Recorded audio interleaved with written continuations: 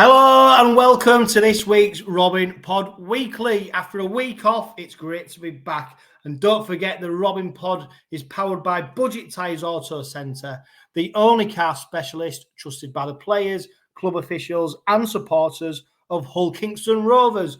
On this week's Robin Pod, we've got three great guests. There's two former Robins and a Robin Pod regular join me to talk all things Hull Kingston Rovers.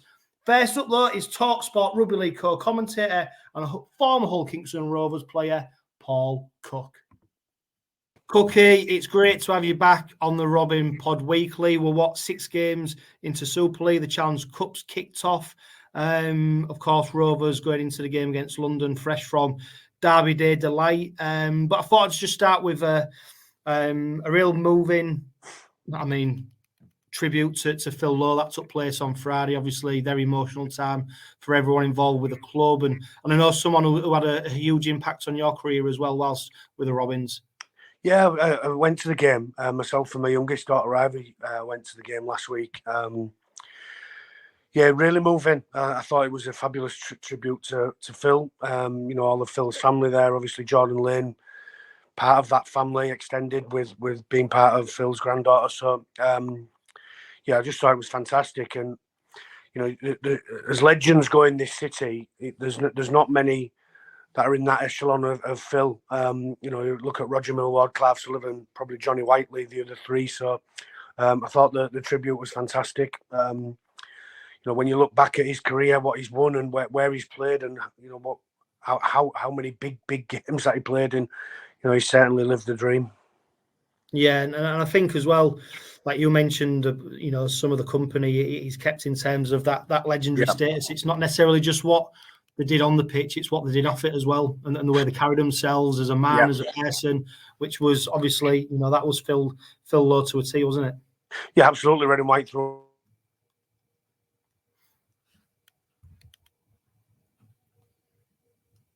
Yeah, absolutely. He was fantastic. As I said, just a little small tribute. The measure of the man. I was on a day off, and wasn't particularly in a good place at 𝗀𝗂𝗧 with the club.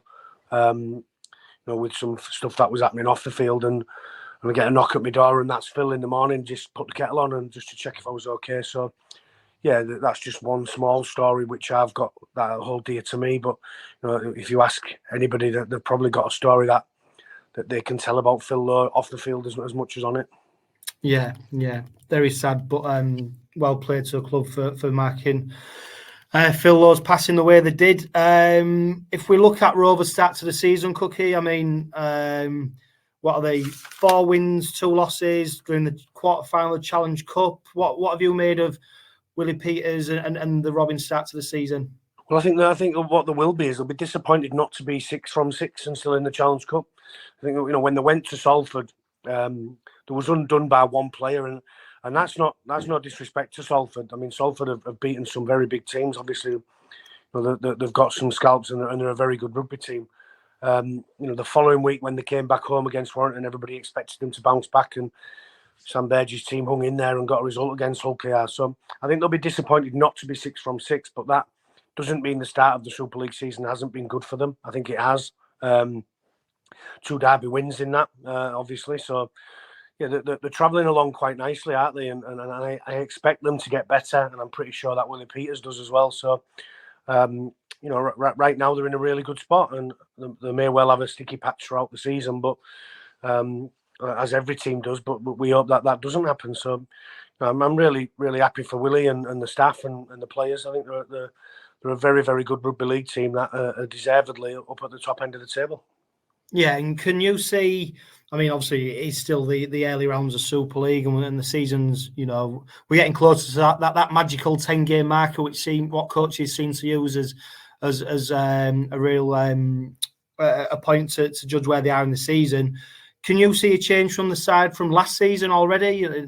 For me, there seems to be a bit more of a steeliness, the mentality around the camp, and I think that's largely due to the turnover in some of the players that they've brought in as well. There seems to be a real steely determination about them.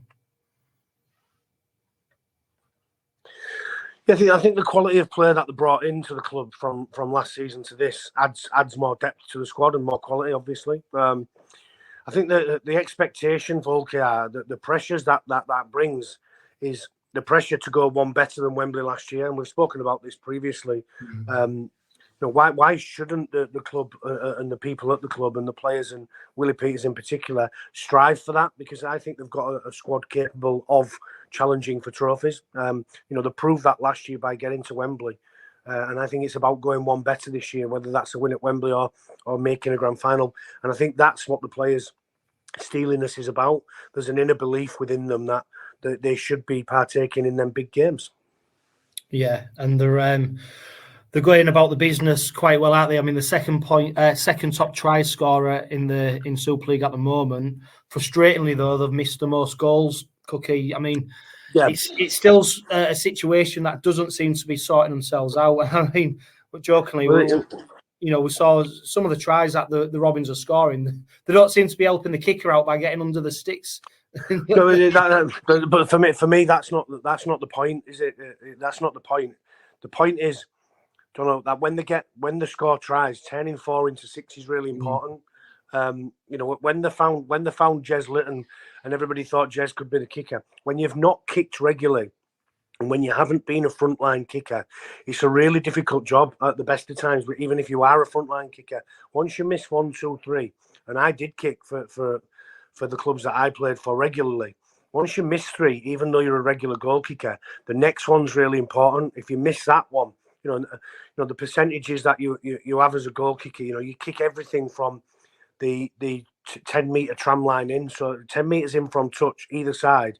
As a regular goal kicker, you're looking to get 100% of them kicks, and then as a percentage between 10-meter and touch line, you're looking at trying to get 95 out of 100. You're looking at 95%. You're aiming for 90% success rate on the field, and if you hit that and a regular goal kicker hits that, his team inadvertently will be winning games by more points, obviously. So I think it's really important as well, because the big games can't be lost by a goal kicker, but they can be won by one, if that makes sense. So, going from 4 to 6 or 6 to 8 or 12 to 14 in front or 18 to 20 in front and making it a 4-score game, they're really important, really, really important goal kicks. And it is a problem for 𝗂𝗂𝗧. There's no question about that.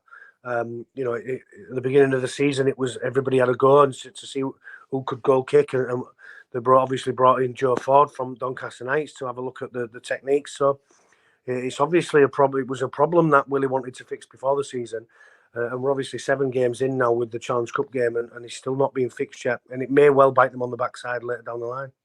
Yeah, I mean, we saw something in the derby that we've not seen all season so far, and that was Mikey Lewis taking a kick. He took the last one after Tanganoa's try.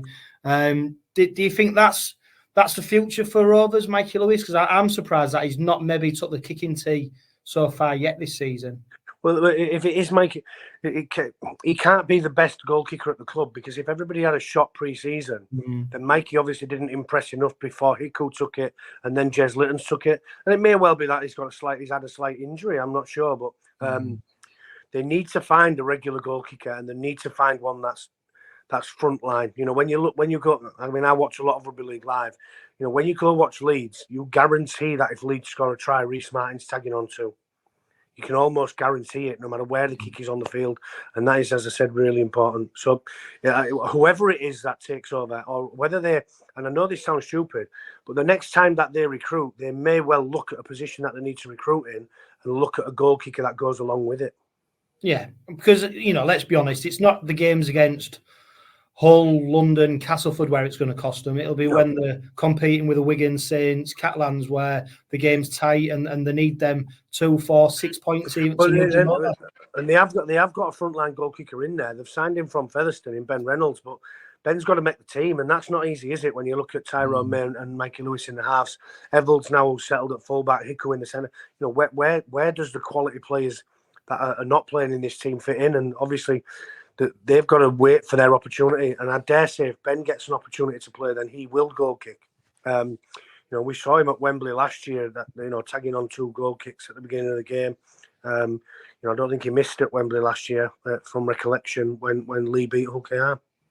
Yeah, and you was at the Derby game, Cookie. What did you make of the Robins' performance? It's really difficult because Hull are in such a bad spot that you don't have to get out of second gear to beat them. And I don't think they got out of second gear at the beginning of the season. And I think for the first half last week, they put the foot on the throttle and the game's over. Once it gets to 24-0, it's over, let alone 28. Even if it gets to 20, Hull aren't scoring enough tries to come back in the game. So, and on the flip side of that, you can only beat what's put in front of you, even if it's rubbish. Yeah. You've got to go out and do a job on the teams that you're expected to beat, and that's what 𝗀𝗂𝗧 did. And I think the ruthlessness of them would have gone on to win the game more comfortably. I thought Hull had a dig second half, but having a dig second half's no good, is it? And Rovers had a real purple patch first half. I just think that the quality in Rovers' team, right at the beginning of the game, I think Tyrone May throws a ball over the top and it goes into touch. And then all of a sudden he throws another one that hits the mark and the scorer try. I just think the quality within that team, for him to take that mental picture of their left edge defence and then throw that pass and not hit the mark and then, have the balls, if you like, to throw it again and hit the mark. Obviously, that's the sign of a quality player who's taking that mental picture of what Hull are doing and how they're defending and come up with a killer pass at the end. So, Mikey Lewis is in probably the form of his life. 𝗬𝗂𝗋𝗴𝗲 churns out minutes. 𝗬𝗏𝗏 just does what he does. Matt Parcell off the bench. They've just got such balance in that team. 𝗬𝗏𝗏 was fantastic again. Batchelor does what it says. They've just got a team that oozes class and quality. It's not very difficult to beat Hull FC at the minute, sadly, but they could only beat what was in front. Yeah, it's funny that because I read the article you did during the week for Super League, the rivals round article, and you said about if you could put a shirt on for both sides, you'd play half for each. And I'll tell you what, Cookie, in that first half, I reckon you could have put a shirt on now and probably made an influence. It wouldn't have been very difficult to play against Hull, would it? And I'm not.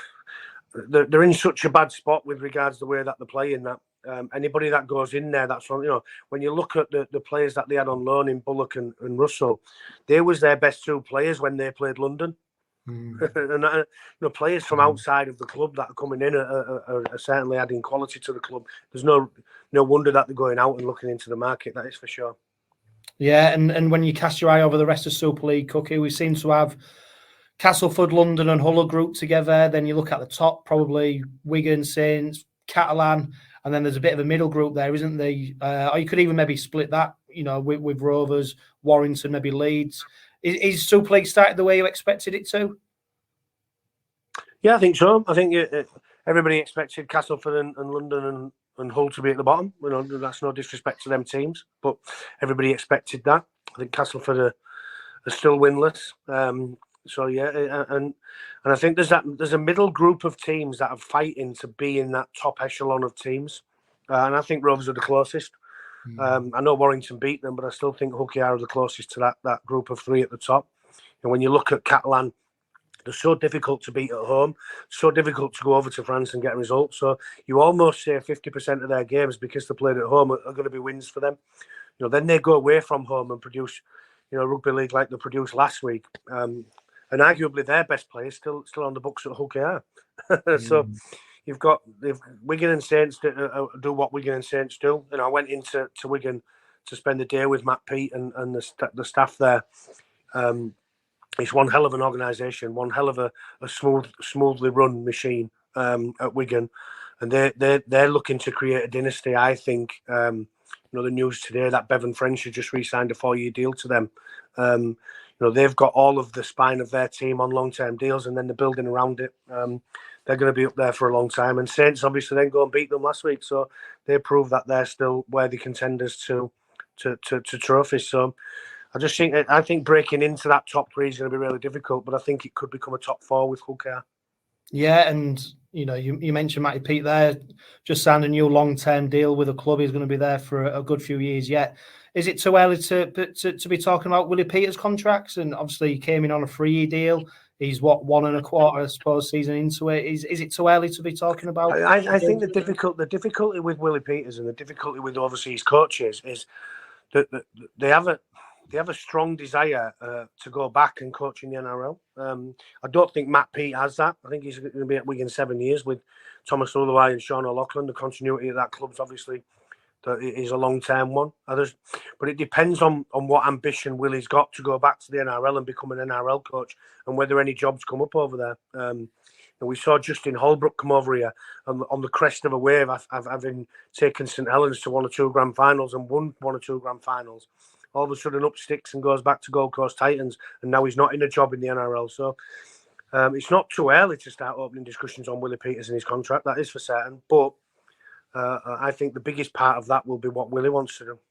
Yeah, I suppose the challenge of that is when someone comes knocking, you don't know when the next one's going to come, do you? So the opportunities don't always present themselves as readily as you might want them. But he certainly seems to have adapted to life in East Hull very well, doesn't he? And what's impressed me, Cookie, is we talked about Phil Lone, and as a man, as a person, Willie Peters seems to be installing and instilling a right way of behaving, signing players who are not just good players on the pitch, but the way they conduct themselves in training. And for me, Willie Peters seems very much the leader of that side, and someone who, when he speaks, you listen, because he's very driven. He seems very driven to me. He's got a clear purpose and a clear goal, and nothing's going to make him deviate away from it. He makes some tough calls. I mean, Tom Opacek to be dropped from the team was a tough call. That's an overseas signing that he's left out of the team. It's a difficult. I don't think it was a very difficult call, but he had to admit defeat in my eyes with regards to 𝗬𝗂𝗧 and fullback and Niall Evalds, because Niall looks so comfortable at fullback and 𝗬𝗂𝗧 looks so comfortable in the centre. So he makes some tough calls, and I think he's just solely driven to make 𝗬𝗂𝗧 a force to be reckoned with within the competition and to win trophies, and nothing's gonna make him take his eye off that. So I think everybody around him, the players for certain, that they stay solely driven and focused because of Willie. I think he's doing a fantastic job at the club. I think he's immersed himself within the community. He understands the club. He understands the history of the club. I think he's just, he's been since he come over, he's just completely immersed himself within the club and made sure that the right people are honoured and the right people are looked after. That the players pay respect to people like Phil and obviously Rob Crossland, who sadly we lost not so long ago as well. I just think he's solely driven to make 𝗀𝗂𝗧 better, and the players follow that lead. Yeah, and then lastly, Cookie, we take on London on Friday, and then we've got the quarterfinals of the Challenge Cup, and then we play the current top 4 in our next 4 games. Obviously, that period won't define the season, but it will tell us. It will tell us what possibly this Hull Kingston Rovers side is possibly going to go on. I don't think it's about the results against them teams. It's about the performance against them teams. You can go out there and lose the game, but still leave your mark. In a performance which says we will get you. In a big game, we'll get you. If we're in a knockout game, we're in it. We're going to be in it. And I think we already know that with 𝗀𝗂𝗧. As you say, it won't define the season, but the performances will certainly give them confidence moving forward into the games that take place for the trophies at the end of the year. So it'll be an interesting period for 𝗀𝗂𝗧. Really interesting period. I think the losses against Salford and Warrington are early season losses that you can have, that teams do have. But they were, the best teams don't start playing until July, June, July, August. When the big games come along, that's when they hit the peak. And I don't think that's going to be next month for 𝗀𝗂𝗧 as much as it's going to be next month for the current top 4 that they're playing. And there's Paul Cook, for me, one of the best pundits, analysts, whatever you want to call him, out there, and of course, a former Hull Kingston Rovers. If you're watching live on YouTube or if you're watching on X, it'd be great to get your opinion on Willie Peters and whether the time is right to be entering contract negotiations with him. We've seen Wigan do something similar with Matty Pete and tie him down to a long-term contract. Is now the time to be tying down Willie Peters to a long-term contract? So let us know in the comments. During the chat with Paul Cook, Steve Bucknell over on YouTube, he questioned, are London stronger than Hull FC? great question, Steve. For me, I think they're a different type of challenge. And like we mentioned in that chat with Cookie, they do concede a lot of points. Hull obviously were able to match the Robins in a derby game. Whether London present us with a different challenge is yet to be seen. As mentioned in previous Robin pods, I'm always keen to shine a light on every aspect of Hull Kingston Rovers, in particular the women's side, who are going chasing the dream of entering the Women's Super League. I caught with former Hull Kingston Rovers women's player and Out of Her League podcast host 𝗕𝘂𝗱𝗴𝗲 to get her opinions on Hull Kingston Women's start to the season. 𝗕𝘂, it's great to have you back on the Robin pod. I think last time I spoke to you, it was just before the start of the campaign for the Rovers women's side. Since then, they've played one league game, and obviously they've started the Challenge Cup campaign as well. We've seen a game called off against Sheffield. What have you made to the women's side start to the season so far? First of all, thanks for having me back. I don't know how you can call it at the minute. They obviously started well with winning the league, but then they've come up against two strong Super League teams. But I think that they've had a big learning curve in the games that they've played so far. Yeah, and I think when we spoke before, we did mention about, although there's been huge strides made in the women's game, obviously there is still a big gap, isn't there, between the women's Super League sides and the Championship sides. And Rovers started this season with a 16 points to 4 victory over Salford. They saw the next league game against Sheffield unfortunately called off, and then they entered the cup, and we've seen them defeated 74 points to 0 against Huddersfield, and then they suffered another defeat, 90 points to 0 against Leeds. But I suppose them two results unfortunately do just show and highlight where the gap is between the Championship and Women's Super League. Yeah, definitely. And I think those games, although it is disappointing to be on the end of those scorelines, I've said it before, that they will learn a lot, but it'll also show them where they need to be and what they need to do to get there. Because after the 122-0 defeat against York last year, their season progressed so much better than it did before, because it lit that fuse in them, and it showed them this is what they're going to have to play against if they go up in that league next year. Yeah, and they'll Ben and the girls will be delighted, won't they, to start off the season with a victory over Salford away at their place. I suppose in terms of the Championship, it is going to be tight, isn't it? There's going to be very competitive games. I mean, they've got Leigh coming up next, who are in the Championship. We've got them in the Challenge Cup, and I guess that'll be a good barometer for where they are at the moment, because they're currently topping the Championship. Yeah, definitely. And I think it'll be us and Leigh fighting it out at the end. I think this week is going to be Hull KR's most competitive game that they've played so far. I mean, they're not so much different in the terms of, like say, where they are, but Leigh come into this game a bit better off than Rovers. They've had 2 wins in the league, convincing wins, and when they played the same opponents as Hull KR, they've done a little bit better. And then teams like they managed to score 4 points against Leeds and keeping Leeds down to 52. And with Huddersfield 36-6, there's that gap at the minute, and you'd look at that game thinking Hull KR are a long way off because of the points they got against them, against Huddersfield and Leeds. But I think on the day, I don't know if it was a factor, but I think Hull KR will look at the league game and think, yeah, we can win this one. Whereas I think in the Huddersfield and the Leeds game, they maybe went into that game thinking we'll just go out there and enjoy it. So I think this one will be a lot more competitive for the women. Yeah, definitely. And if people were going to travel along and cheer on the women at home, who are the players who they should be keeping an eye on, or who are the players who have maybe started the season well for the women's side? I think it's the usual suspects: Lois Brown, Kayleigh Bullman, Carla Nolan, Alia Brewster. But there's a lot of youngsters that perhaps getting overlooked, but one to watch. Bethany Rushman as well. I've watched her for a long time. She's come through, and I think think you can't write any of them off, but I think they're the main people that are on the scoreboard every week, on people's lips every week. They're the names to watch out for. Yeah, and people might have noticed as well. It's not just the women's side who've started their season.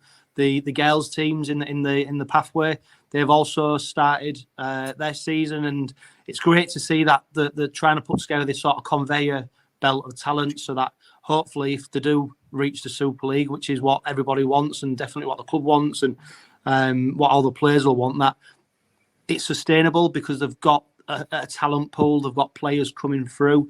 You know, it's the same in the men's game, isn't it? You need these young players coming through because not everybody's going to go on forever. And the fact that they're now starting their campaign and more girls have got the opportunity to play rugby league is fantastic. And I think I saw Might and Warriors over here, West Hull. They're starting to produce teams in the community games. So we need more girls playing, don't we? And the more opportunity that they've got to play is only a positive. Yeah, definitely. And East Hull as well, they're starting a girls team, and it's so good to see both sides of the city not just producing fantastic male rugby players, they're now producing fantastic female rugby players, and it gives girls and boys starting out. This is where I can go. I could be playing against Leeds Rhinos in a Challenge Cup game. You know, it's so good for the city and rugby league as a whole.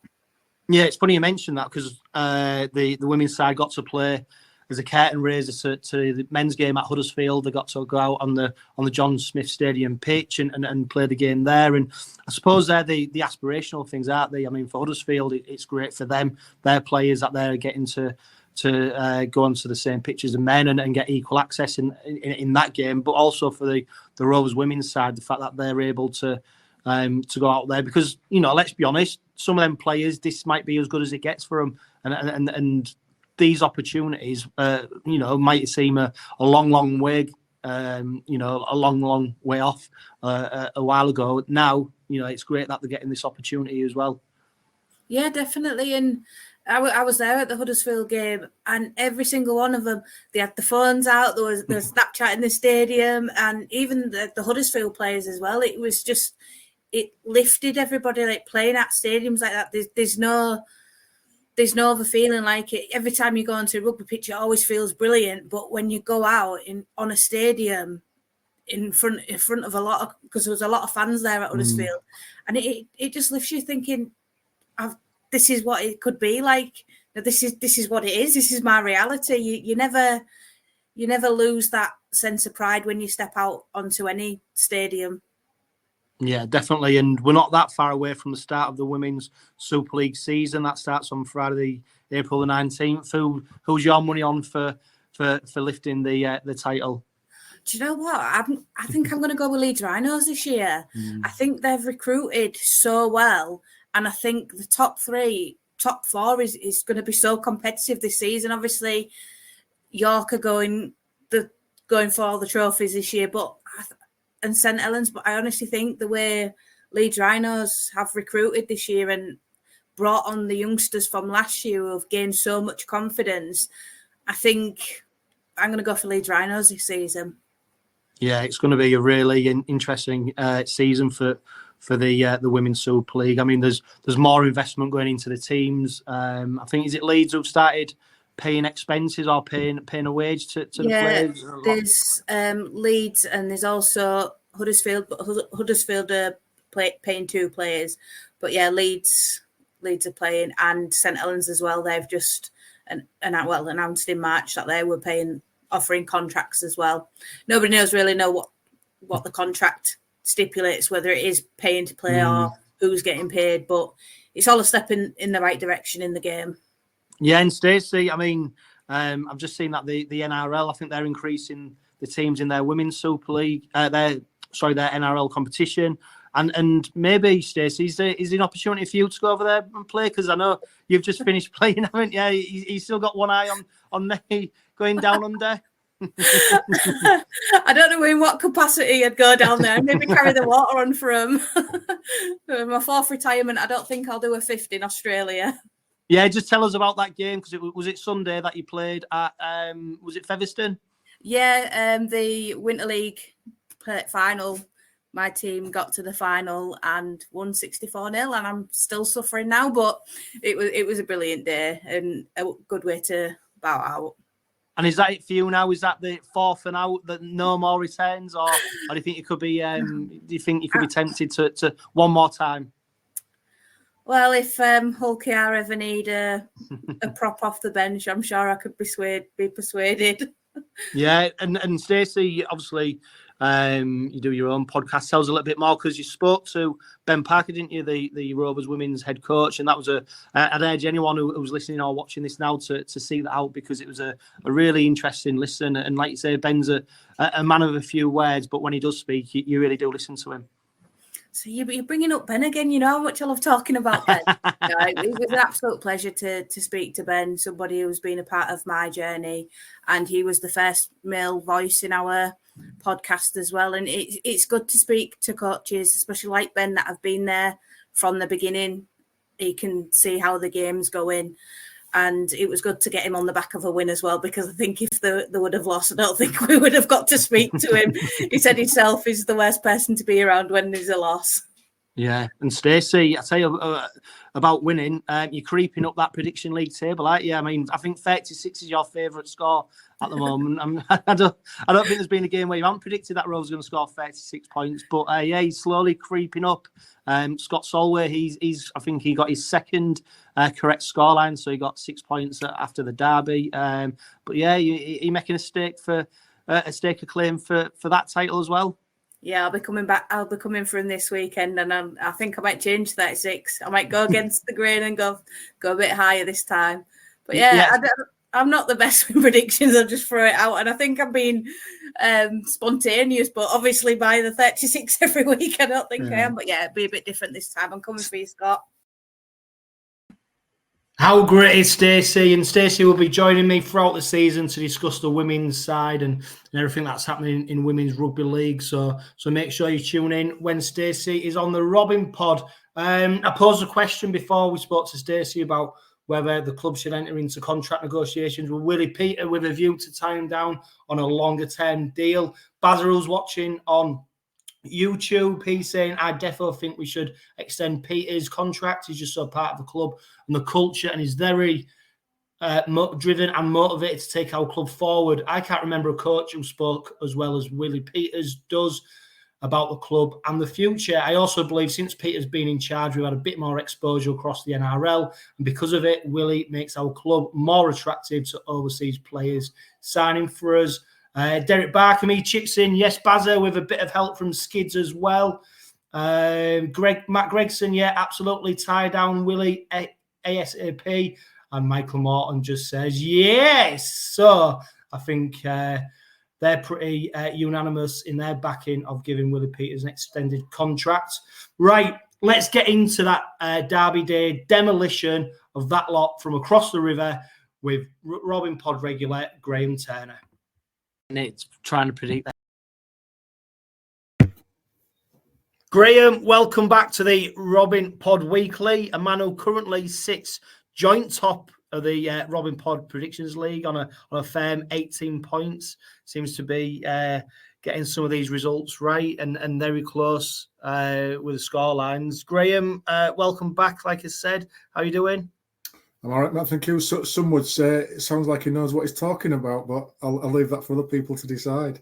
Yeah, I mean that's a bold claim to make. There's plenty of rugby league left to be played at this stage, isn't there? Graham, absolutely. You come on the Robin Pod fresh from Derby Day delight. I mean, I suppose now we know what depths they've plummeted to. A victory is more par for the course rather than anything to really celebrate, isn't it? And I suppose seeing their performance against us on Friday, albeit as good as the Robins was, really did show us what a hole they've sunk into. And it was great to see, I must add. I took great delight in viewing their demise. But let's not concentrate on that lot. Let's concentrate on the fantastic Hull Kingston Rovers victory, a performance that almost left them able to put the queue on the rack in the second half. 34 points to 10, Graham. I suppose it went the way we all thought it would. it did until 𝗂𝗂𝗏𝗧 spoilt my score prediction with 10 minutes to go. Otherwise, I'd have been bang on with that. So yeah, it is obviously good to get the Derby Day result in the bag. The level of performance was very, very good, and you're right. It's we don't want to waste time on talking about that lot and their demise. Leave them to worry about that for themselves. We've been there before, so that's up to them to solve their problems. But thought for us, we were very, very good in that first half. Once the game had settled after about 10-15 minutes, and we'd let them have a little bit of blowout. We then just sort of squeezed the trigger and just really exerted our dominance, I think, and our attack was excellent in that sort of 25-minute spell leading up to half time. They had no answers whatsoever, and it was, dare I say, very good to watch from all angles in terms of who it was against, the level of performance, the nature of the tries we were scoring. I thought we were just very, very good in that first 40 minutes. Yeah, Graham, it took 11 minutes for the Robins to get on the board. And then after that, it was just a flurry of tries, wasn't it? With the final points being scored on 38 minutes. 27 minutes, we scored 6 tries, 28 points we ran in. I mean, it was pure attacking rugby league, wasn't it? And some of the tries that we did score, you know, regardless of the level of opposition, were an absolute joy to behold. And as much as Willie Peters is focusing on the Robins defence and making sure that we're tight and we were able to shut up shop and shut out the opposition, the players, some of the strike players we've got out there and their ability to execute some of the moves that were put on, and not just moves, but play off the cuff as well. I mean, we saw the best of the Robins in that spell. Yeah, absolutely. And I think there's a couple of notable mentions. I mean, it was a very, very good performance, don't get me wrong. And I think a few people raised eyebrows at 𝗂𝗂𝗏𝗏𝗧 signing, but absolutely what a capture he will be. If we can keep him fit and playing like that sort of form, he's going to be outstanding in attack for us. Hiku has now settled down, found his natural position in there, so that right edge for us is a threat with Hiku. 𝗬𝗫 knows where the line is, and Batch just inside them. And marry that up with Tyrone May as well, and you've got a really creative, dynamic right edge. But then equally on the left-hand side, I think there's just the same sort of threat when you throw 𝗀𝗽𝗏𝗀 and 𝗀𝗐𝗏 in that centre position. Hawley knows where the line is. You've got Mikey Lewis and his unpredictability, and then you've got the beast that is 𝗂𝗂𝗏𝗏 showing us what he can do consistently crossing that white line as well. So I think both sides of the park now, left and right, we've got equal threat, and yeah, it's going to be good to see which one can get up on the other one, given the games we've got coming up. But it certainly does mean that opposition teams have really got to think about how they defend against us. They can't just rely on keeping us out and keeping us in our own half, because we can score from long distance. And then we showed on Friday as well that we've got the guile and the cleverness to score from within the attacking 20 zone as well. So I think it's good to see that we've now got that threat right across the field, whereas it might have been imbalanced, certainly with the squad and the halves that we've had in the last few years. But now there seems that real attacking threat from both sides now, equally as devastating as each other. Yeah, it's a good point to make, because last season it was definitely an issue, wasn't it? We'd sewn up that left-hand side and we were such a threat going forward with Sean Kenny-Dowell, Kane Lynette, Ryan Hall, but we didn't seem to have that threat over on the right edge, and that was for a number of reasons, wasn't it? Injuries, personnel changes. Yep. This season, I know we're only, 6 rounds into Super League, but we do seem to have a far greater balance, although I would say that left edge, albeit I think Hull deliberately tried to keep the ball away from that space, which meant we weren't able to utilise that area of the pitch as much as we would have probably liked to have done. I do think 𝗀𝗐𝗏𝗏𝗀 don't offer as much as 𝗀𝗽𝗏𝗏𝗀 does in attack, and we've seen Hall and 𝗀𝗽𝗏𝗏𝗀 build a nice partnership, haven't we? And as solid as 𝗀𝗐𝗏𝗏𝗀𝗏 is in defence, and he really does solidify us there. I don't know if his offload game maybe is as strong as what 𝗀𝗽𝗏𝗏𝗀𝗏 is, but I tell you what, mate, it's not a bad position to be in it when we're talking about two, players probably in the prime of their careers in terms of age-wise and the experience they've got. So the fact that we've got the next cab off the rank is 𝗕𝘂𝗡𝗁𝗁, NRL centre who's coming into the Robin side is fantastic, and probably a sign of the quality that Hull did limit their opportunity to get the ball. You spoke about the right edge, Graham. I mean, Niall Evalds, Burgess, 𝗂𝗂𝗍𝗲, all three of them featuring the Super League Team of the Week. Evalds 1 try, Burgess 2 tries, 𝗂𝗂𝗍𝗲 1 try, Evalds 1 assist, Burgess 1 assist, 𝗂𝗂𝗍𝗲 3 assists. And you only have to look at the work they got through with the ball in hand. 25 carries from Evalds, 22 from Burgess, 21 from 𝗂𝗂𝗍𝗲. Evalds making 199 metres, Burgess 189, 𝗂𝗂𝗍𝗲 144. Evalds average gain of 8 metres, Burgess 9 metres, 𝗂𝗂𝗍𝗲 7. I mean, you know, the trio really did put Hull to the sword, and it's not just them, is it? Because obviously it's the play from Main, Lewis, it's the work of the forwards to get us in good field position. But them three, once they did get their opportunities, took them, and you know, the move from 𝗂𝗂𝗍𝗲 from fullback to centre. You know, not many coaches would fall on the sword a little bit and make that change, would they? Some coaches would almost want to prove people wrong, and I suppose it's testament to Willie Peters that he's bold enough, brave enough, whatever you want to call it, to not admit he's wrong, because he was never wrong in the first place, necessarily playing 𝗂𝗂𝗍𝗲 there, but to revert back to something and try something different, and now we're paying dividends. Yeah, absolutely. And again, just on that point, 𝗂𝗂𝗍𝗲 didn't look overly comfortable at fullback, and Evalds likewise didn't look overly comfortable out wide. So that swap seemed natural to most. But you're right, it's one of those things that, you know, fan power isn't always the right decision. But actually, the coaching team have decided that switch was needed, and it's absolutely paying dividends. And you look at, you know, certainly the last 3 games, Salford, Huddersfield and Hull, the tries we've scored, the amount of times that May, 𝗂𝗂𝗍𝗲, Evalds and Lewis have their hands on the ball in the build-up to the try, it's phenomenal, the sheer number of tries we've scored. So we get those guys in good position, like you say. It's not they can't do that on their own. They've got to do that on the back of lots of hard work in defence, building that pressure, building that platform, etc., and then allowing them to play. And once they do play, you know, as I said there, I don't know the exact number, but you look at the contribution that they've all made in either scoring or assisting or having their hands on the ball in the lead up to a try, it will be a high percentage of our scores. And I think with May and Lewis, you've got a real nice balance of a bit of a calming influence with Tyrone May. And again, some have said that his warm-up techniques and leave a bit to be desired to get him ready for a game. But actually, when he performs like that, he could do what he likes in the warm-up for me, as long as he performs at that level each week.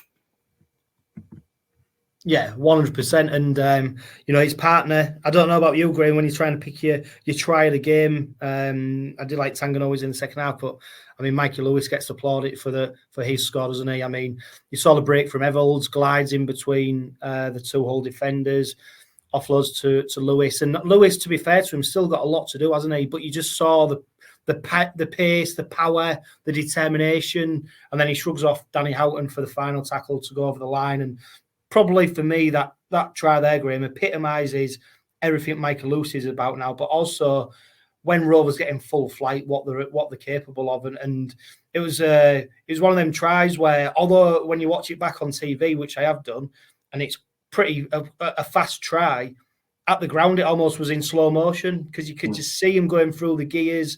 You could see the gaps opening up, and that was probably the try that was celebrated most as well, wasn't it? Because we was all willing Mikey Lewis to get over the line, and get over the line he did. It was a fantastic try, and that for me, that was the game for me as soon as he went over for that try. I mean, bearing in mind Evalds scored on 11, Burgess scored on 15, and then Lewis go over on the 19th minute for 3 tries in 8 minutes. That was game, set, match, over, and what a try to do it. Yeah, absolutely. I think you're right there, but I think if you wound the play back 30 seconds or so, it all comes from a good, solid defensive set that forces a kick from deep in their own territory that 𝗲𝗆𝗆 collects about 30 metres out pretty much on the fly, unopposed. So that just doesn't happen without hard work from the defence side of things.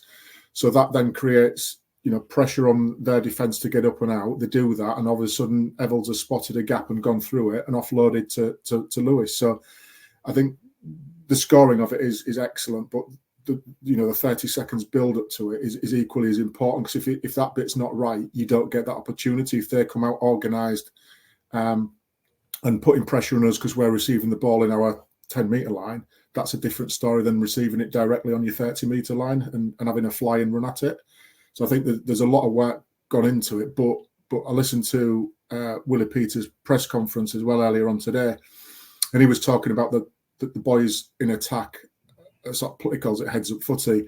So it's playing what you see, and in that moment you can see that 𝗲𝗆𝗆𝗆 is looking, and you can see as soon as he's on his bike, other players come alive because of it, because they know the potential of what can happen. And Lewis was there to exploit that with when 𝗲𝗆𝗆𝗆𝗆's got his nose through that gap in the defence, and he was able to shrug off a tackle and then go down, get back up, and then managed to see off Danny Houghton and then score in that corner as well. Just wish we'd score a few more under the sticks for poor 𝗬𝗓𝗏𝗔. We made the same call. I mean, as great as to see the Rovers, the Robins players going over try, they don't help the kickers out, do they? And they absolutely no mercy. No mercy shown to 𝗬𝗓𝗏𝗏𝗏 there, is there?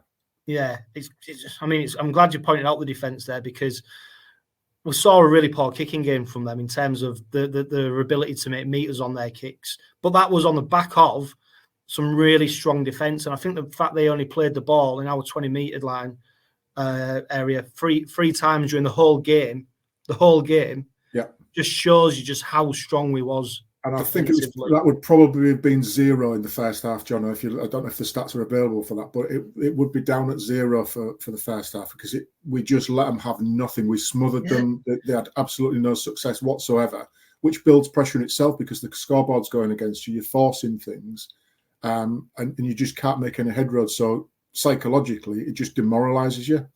Yeah, and I'm trying to think. If we did, it must only have been 1. I don't even know if we give a penalty away. There was nothing on our line. There was nothing on our line in that first half, because we're stood down that end, about 40 metres out, and there was nothing sort of coming much past us in the way of attack. It was maybe into the 30. They certainly didn't have any sustained pressure on the line. Yeah, I mean, domination, 39 completed sets, 244 carries, 1,652 metres compared to their 26 completed sets, 151 carries, just over 1,000 metres. I mean, total dominance. The frustrating thing, Graham, probably from Willie Peters' point of view, probably supporters' point of view as well, is that scoreline probably just doesn't reflect how dominant we was. 2 factors for that. 3 maybe. The 2 tries that we conceded, soft tries, the Ockenbaugh one. I mean, Mikey Lewis, probably not a lot he can do when you're kicking against someone as tall as that, and he's charging it down. Maybe he could have took the ball in hand, but that's your split-second decisions, isn't it? Cam Scott, I think Elliot Minchella's already called out the defence on that one, saying that it was not good enough. I can't remember off the top of my head it was who got shrugged off the tackle. Another day that tackle's made and the try doesn't go in. Yeah, I think it was 𝗲𝗆𝗆𝗏𝗏𝗏 in the corner that fell off it and then allowed them to spin and drop it on the line. But them 10 points flattered them. I did notice in the second half, Graham, I don't know if you noticed it, that we seemed to go away from our attacking game in terms of the way we spread the ball out wide. We seemed to come inside a bit more. Obviously, we saw Lewis's and Tyrone May's kicking game. They started going for a short kicking game to just turn the whole defenders back and make them run out from their 20, their 30. And although it wasn't the free-flowing attacking rugby we saw in the first, it was very effective in stopping them from scoring and getting any decent field position. And then the 𝗪𝗏𝗏𝗏 try was just the icing on the cake, really, wasn't it, in terms of putting the game to bed. I love seeing 𝗪𝗏𝗏𝗏 when he's in full flight. We saw it against Salford. I mean, to be fair, he did come up against Jack Charles when he went over for that try, but he was still the man he had to beat. Absolutely steamrolled him.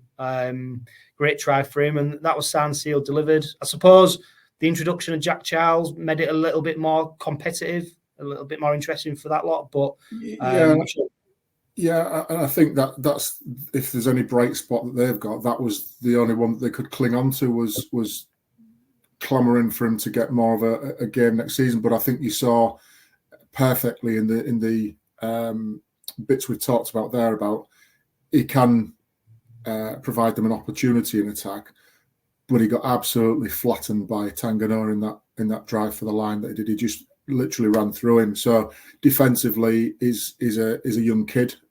Physically is a young kid as well in terms of his build. He can't stand up to big people like that running at him too often and come out on top. So yeah, there's a lot of development he's got to do. It's going to happen though, isn't it, Graham? He's going to be in the red and white one day.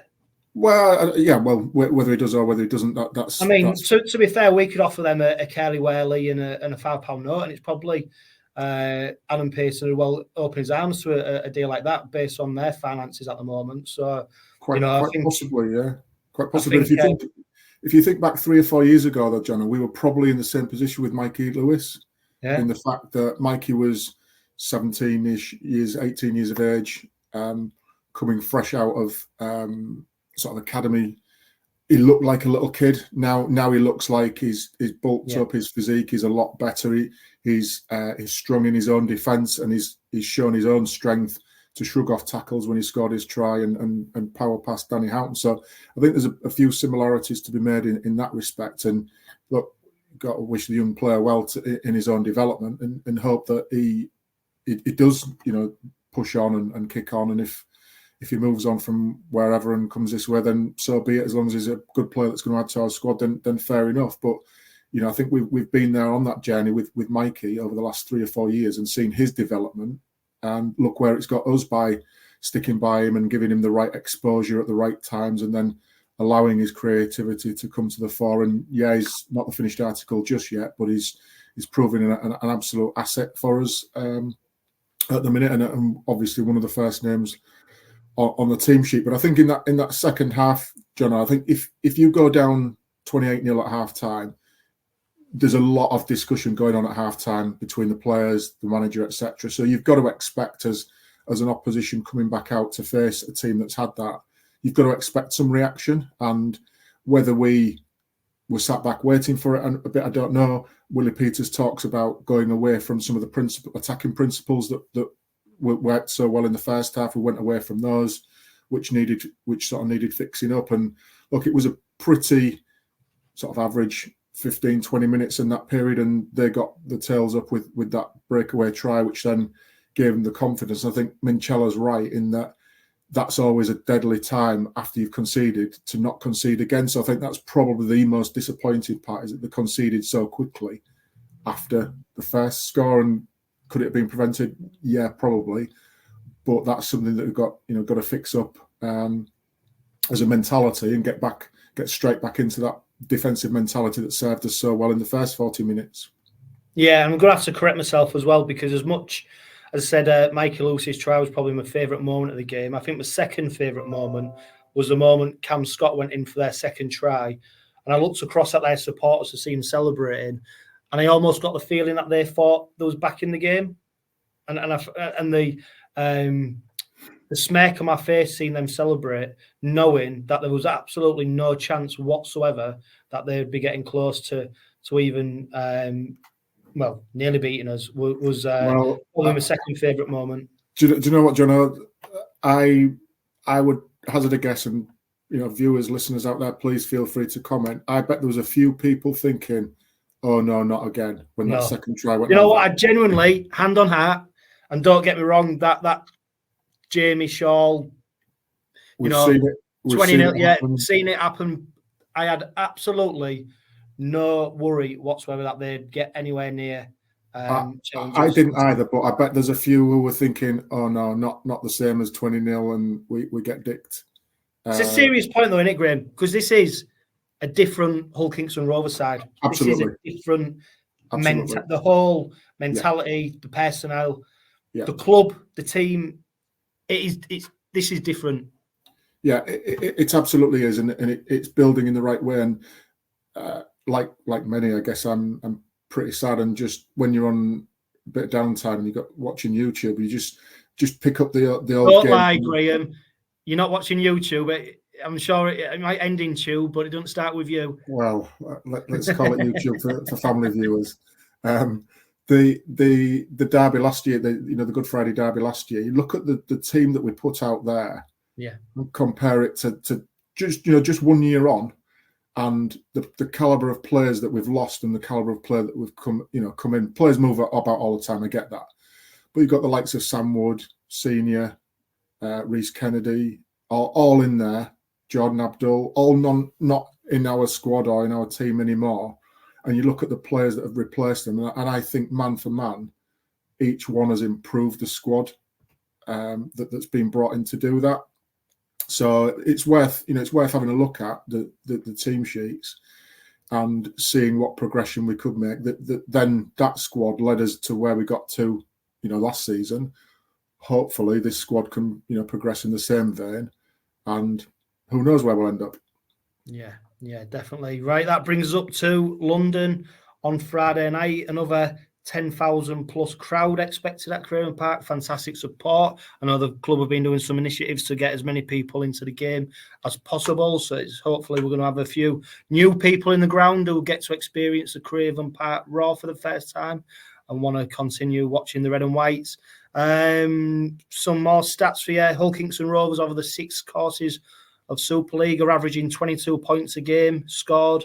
They're conceding on average just over 12 points a game. London, on average, are conceding 41 points a game and scoring just 10, which means that they might be close to that 12-point average that we're conceding at the moment. But Graham, I mean, if people were confident, well, I dare say it's probably going to be a tougher game than Good Friday in respect to what London are bringing to the table. So probably could be a tougher game. There's no doubt, though, is there, that London have found life tough since being promoted to Super League, albeit for a number of different reasons. Lack of investment in the side, which is understandable considering they know their fate is sealed for next season in terms of relegation. There's no doubt that they're going to be showing plenty of fight. They've showed endeavour. They're probably a 55, 60-minute team in that they can compete for as long as that. But once the opposition get a sniff, they're able to put points past them with ease, aren't they? So, I mean, you don't want to be too disrespectful, but, I can't see anything other than a Hull Kingston Rovers victory on Friday night. No, I agree completely, and I think there's a danger of the way we lose that game is by losing is our losing of it, as in our mentality is not right, and our attitude's not right, and our work ethics aren't right. Man for man, we've got a much better squad, obviously, with the way that the squads are lined up. So I don't doubt that. They've shown some good promise in games. They've scored some good points against Wigan, Hull, etc. So they've got attacking opportunity in them. It's up to us to presume that the best version of London is coming to town, and we've got to be expecting that, and we've got to be ready for that and be able to concentrate on being, as good as we were on Friday. Certainly in that first half, we've got to show that again to really put the game to bed. Crowd have got an important part to play as well, because I think many people will just turn up expecting a procession of points, and look, it might well end up like that, but we've still got to do our bit as fans to motivate the boys, and especially if, as you said, London will come and want to, they want to get that first win on the board for themselves, for pride and for all of that. So we've got to make sure that we don't let that happen against us, and we've got to be professional about what we do in all the preparation, all the way we go about the game, and again, not letting that, if there was any extra motivation or focus or concentration for the derby game, not letting those standards drop just because it's London and the bottom of the table at the minute, conceding boatloads of points. We've still got to be and do a professional job on them. Which is exactly, Graham, why I wouldn't play Ben Reynolds. Unless, obviously, there's any doubts over Tyrone May. We saw him come off, didn't we, with 5 minutes ago in the derby. Yeah. He seems to be, there's no mention of that, of his injury in the Willie Peters press conference. Squad he acknowledged news-wise, at the beginning, didn't he? He acknowledged that Tyrone had a knock and they were going to make a call later on the week on it. And I think that's why Reynolds is in the squad, the same as he was the other week, just for cover if Lewis's head knock didn't play out and he was able to to play in the derby. I think Reynolds will be there if Tyrone May doesn't show enough to say that he's fit to play. Yeah, there's no Gildart. He's failed his HIA protocol, so he's missing again. Willie Peters already mentioned that Burgess and Hadley have got a few little niggles, but he can't call whether they're going to be playing or not. Hopefully they will. I mean, the point I was trying to make, Graham, is that if Tyrone May and Mikey Lewis are fit, I've seen many supporters question whether this is the opportunity to play Ben Reynolds, to give him the opportunity to get onto the pitch and play the Red, White, Gold Kingston Rovers, get used to the players, etc., etc. For me, though, unless May is injured, for example, what you was alluding to about the only way this game will be lost is if we lose it by taking them lightly or going away from what we're used to doing. For me, putting a player in the side purely to give him game time when there's obviously clearly better players within the side doesn't fit for me. I don't think it fits the mentality that we've got now.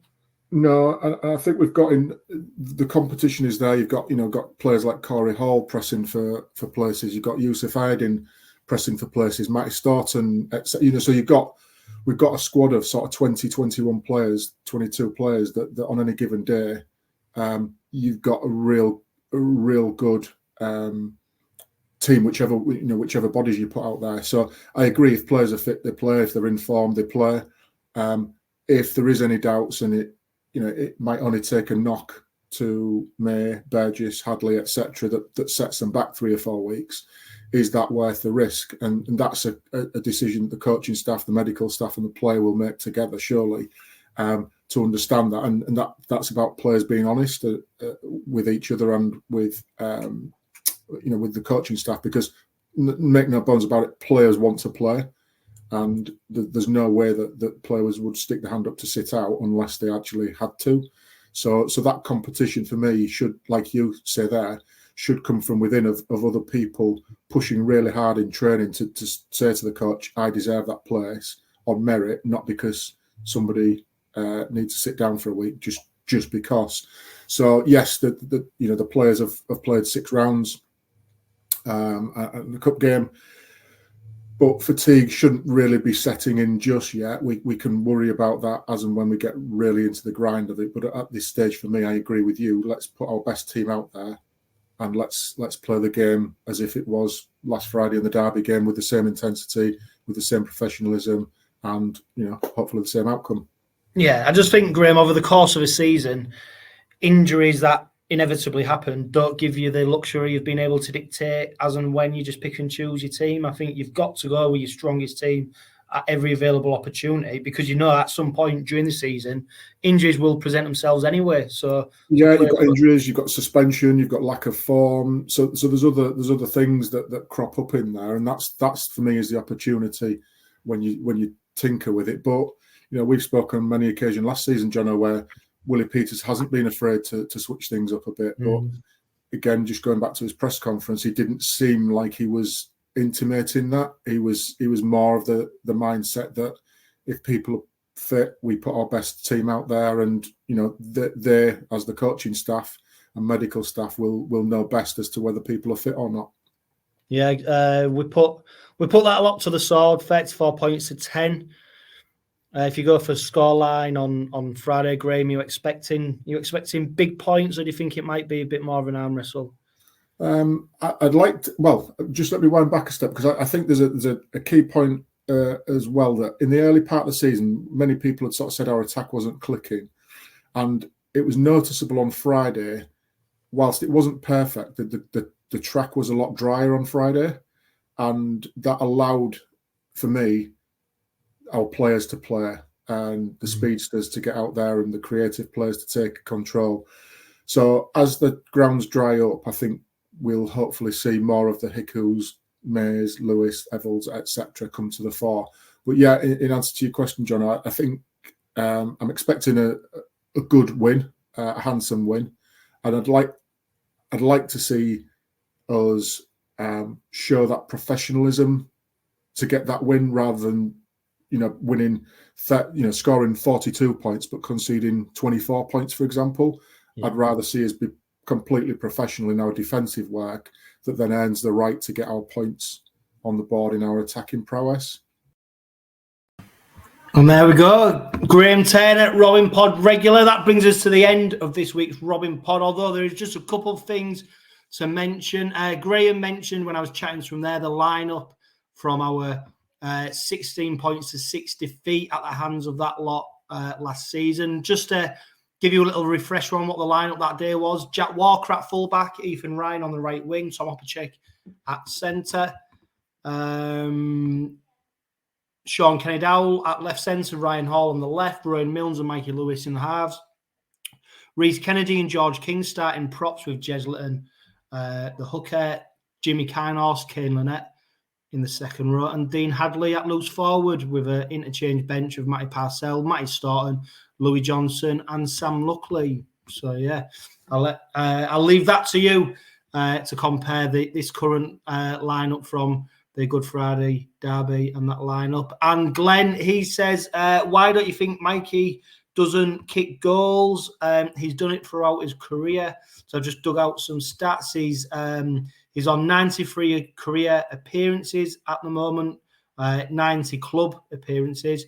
He's kicked 37 goals during his 90 appearances. He kicked 1 whilst on loan at York. He kicked 7 in 7 games whilst at Newcastle Thunder. 15. Sorry, I'm reading completely wrong stats, so ignore what I'm just saying. He kicked 1 with the York Knights. He kicked 15 with Newcastle Thunder. And he's kicked 21 with Hull Kingston Rovers. And last season, he kicked 13 goals in 31 appearances. So it's yet to be seen, isn't it, whether Mikey Lewis is the future goal kicker for the Robins, or whether we're going to persist with Jes Litton, Batchelor, and who knows, even Ben Reynolds might get a chance sometime this season. Whether it's Friday night or not is yet to be seen. If you head into the open training session tomorrow, please give us a wave and come over, and be great to chat to you about Hull Kingston Rovers and the Robin Pod. A huge thanks to everyone who's tuned in to the Robin Pod on YouTube and on X, and of course to everyone who's listening on podcast. Hopefully you'll recognise that the sound issues have been sorted out and the sound quality should be a lot better now. So apologies for any problems in the past, and thank you for sticking with the Robin Pod. Of course, this is powered by Budget Tyres Auto Centre, the only car specialist trusted by the club officials, players and official and supporters of Hull Kingston Rovers. For now, live, love, laugh and be happy.